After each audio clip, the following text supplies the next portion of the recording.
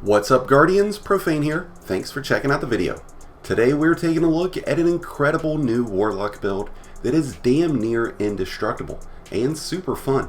One of the best new builds for Warlocks this season, as it features the new solar glaive called Judgement of Kelgorath, a unique new glaive that offers a variety of top tier perks like Incandescent, but the most intriguing new perk this glaive offers is called Close to Melee, a perk exclusive to glaives which grants a 30% damage bonus to melee glaive attacks for 11 seconds after landing a final blow with the glaive projectile. This timer is extended by 5 seconds with any additional glaive attacks. Judgement of Kelgorath comes with the Ambush origin trait, which will add an additional 10% damage bonus for 2 seconds when you've been out of combat for at least 5 seconds. A remarkably powerful new glaive that really creates a lot of advantages, especially now that glaives are able to pair up with a variety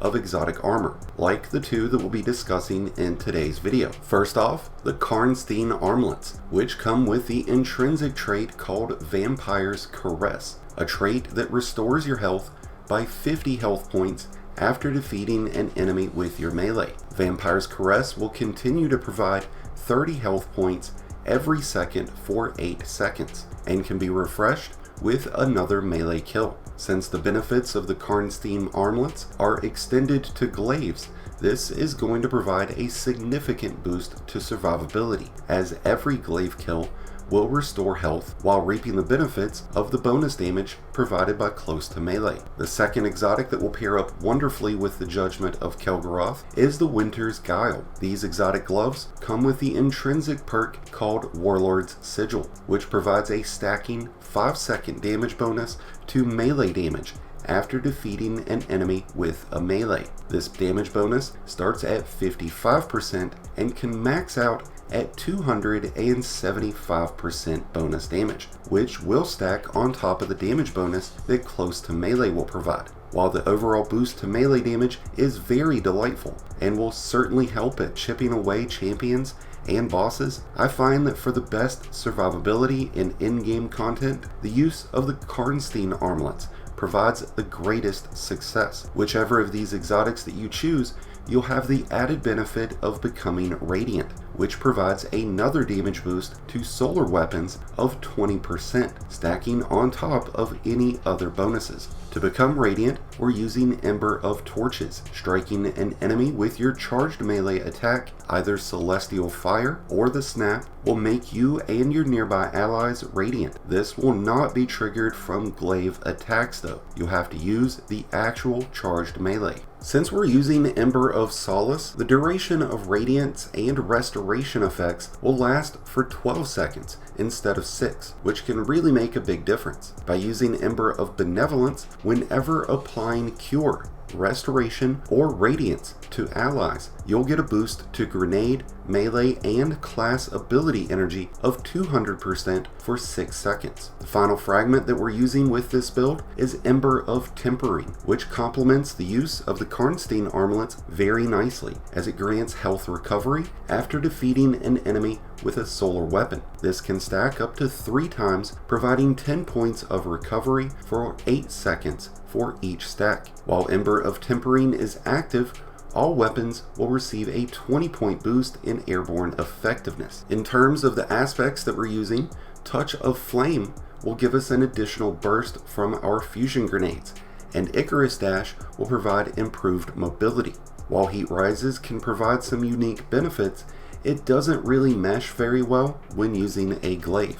Whether running this build with Karnstein Armlets or Winter's Guile, by using a well-based armor build featuring Font of Might, you'll be able to add on an extra 20% damage for 11 seconds every time you collect a solar well, which stacks on top of the aforementioned bonuses. Which brings me to the biggest downside of glaive builds in Destiny 2, the inconsistency of well creation when using glaives. In order to create wells with glaives, you need to use elemental armaments, but you could see yourself killing dozens of enemies before ever seeing a well. So to work around this issue, I recommend using grenades as the means of producing wells. By using elemental ordnance along with bountiful wells and elemental time dilation, you'll be able to create wells on grenade kills, get 2 wells instead of 1, and extend the duration of your timed buffs like Font of Might by 3 to 5 seconds each. Since survivability is our main focus, we're using Well of Life, which will grant 13 health points every second for 11 seconds. Since we'll need grenades to create wells, using the Solar Gloves mod called Impact Induction can be a great way to return that energy, as it regenerates 20% grenade energy when hitting an enemy with a melee, which will mean every time we hit an enemy with our glaive, we'll be able to create grenade energy. And by using 2 Impact Induction mods, that returned energy will be 30% instead of 20. Since the Legacy Ambush Seasonal Helmet mod is currently bugged and does not provide the additional bonuses that it should, I recommend using Harmonic Siphon on your helmet.